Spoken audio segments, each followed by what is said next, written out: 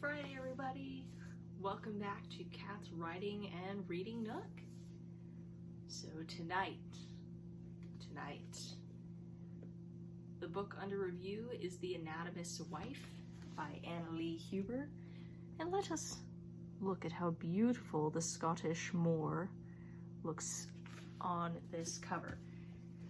So this is a historical murder mystery set in Scotland in 1830. Kind of a synopsis, if you will. You have Ciara Darby, Lady Darby, of course, who is staying with her sister and brother-in-law after the death of her late husband. They decide that they're going to throw a party, and as you might guess, one of the guests gets murdered. Now, everyone is stuck in the manor for about 3 to 4 days until the constable can come from out of town, right? In the meantime, her brother-in-law enlists her help as her husband was an anatomist who actually forced her to help him create this book,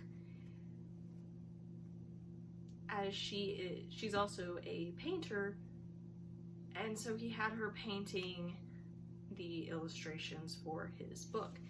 So she learned a lot about anatomy and how the human body works and all that sort of a thing against her will. But in this case, it is helpful. Her brother-in-law also enlists the help of inquiry agent Sebastian Gage. He's kind of like a private detective. He does it on the side generally. But together, Ciara and Sebastian work to try and solve this mystery. As they get closer to the reveal and finding clues, things start becoming a lot more dangerous. Until inevitably, you have the reveal of the killer and the climax of the story. So there are a lot of things that I love about this book. Now, the plot I think is well done, and the reveal and the climax is just it is heart-wrenching and heart-stopping. It's really tense and I love it. But my favorite part about this book has to be the characters. You have a lot of them who you are rooting for, some of them you're not, but they tend to have layers to them.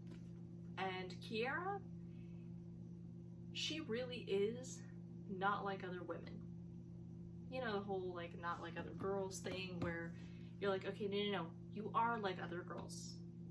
Or you're trying too hard, or you're staking all of your identity on, yeah. But she really is. Like, being a woman of high society, she is a lady, that's her title.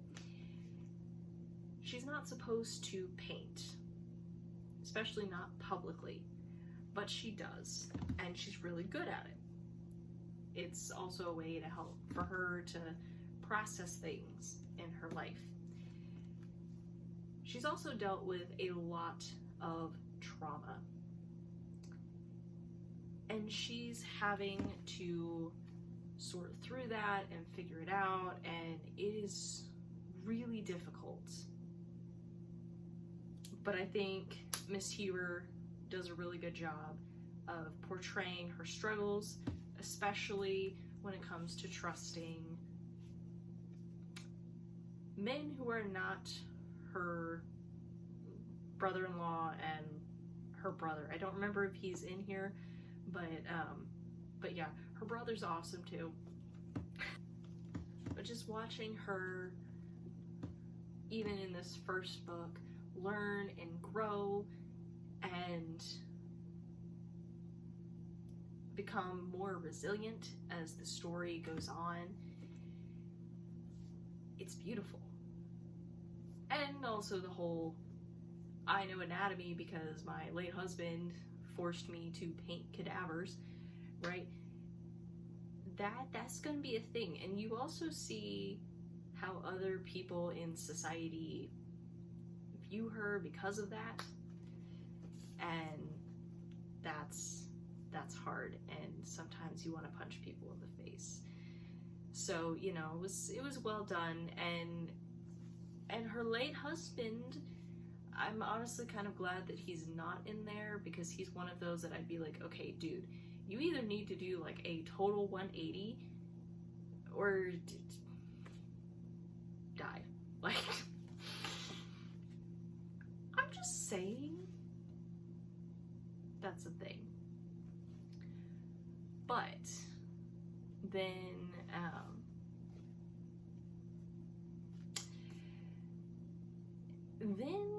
you get a part that I'm not as thrilled with, which is the romance subplot. So just to be clear, this series is a slow burn, and I like the romances in the other books a lot more than in this one.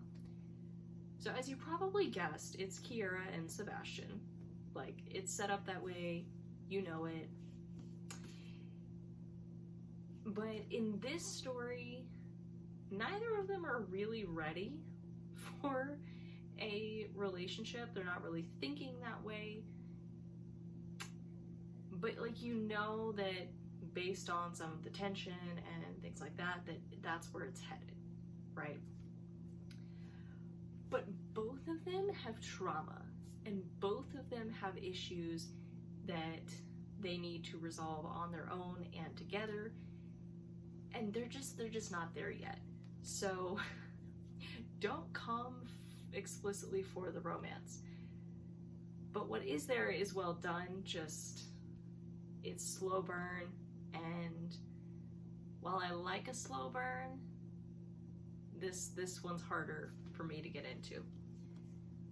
But just so you know, it doesn't stay this way. So another thing, before I forget, I really love how this book handles pregnancy and fertility. Like, that's a huge topic within the context of the story, and I can't really say too much without spoilers when it comes to this, but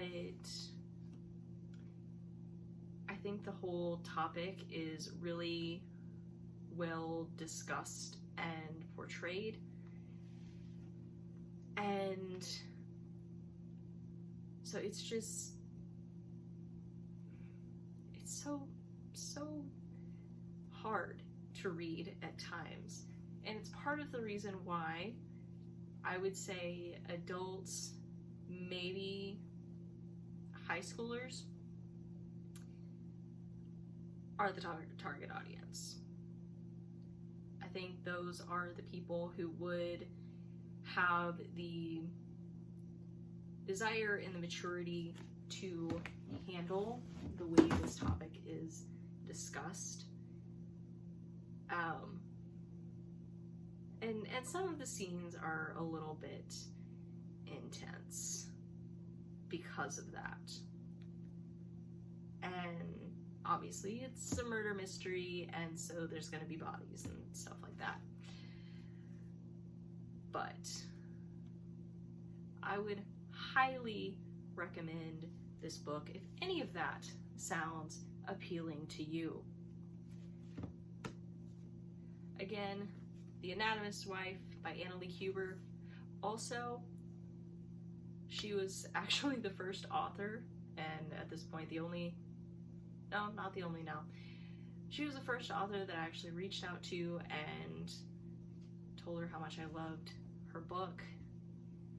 And she actually replied and left me a wonderful reply. It was really cool. So it's probably still in my inbox somewhere and I need to save it. Oh my goodness, I just thought about that. But next week, next Friday, we are I am reviewing Mossflower by Brian, I think he said his name was Jakes. It's not Jacques, he made that very clear. But anyway, this you may recognize from the reel from yesterday. If you haven't watched it, it's on the channel, go check it out. Actually, I'll leave a link in the description for it. But this one is really, really cool in terms of world building and characters, and the fact that, you know, all of the characters are talking animals. To say in synopsis, when the clever and greedy wildcat Sarmina becomes queen of 1,000 eyes and ruler of all Mossflower Woods, she is determined to govern the peaceful woodlanders with an iron paw, bringing every otter and hedgehog, every mouse and squirrel, whimpering to their knees. But the brave mouse Martin and quick-talking mouse thief Gomph meet in the depths of Coter Castle's dungeon. With the aid of all the woodlanders, the two escape and resolve to end Sarmina's tyrannical rule. Joined by Kinney the Mole, Martin and Gomph set off on a dangerous quest for Salamandastron, Mountain of Dragons, where they are convinced that their only hope, Boar the Fighter, still lives. So, if you like talking woodland creatures and a good old good against evil and quests and fantastical things, stay tuned. Alright, so Monday I actually don't have a writing vlog planned because it's crunch time for the course that I am taking currently, and I'm also rethinking how I do writing vlogs, so we will see about that. I still have a short form video that I'm planning on putting out then, so keep an eye out for that, and I will either see you Wednesday or next Friday. Alright, have a great weekend everybody, and happy reading!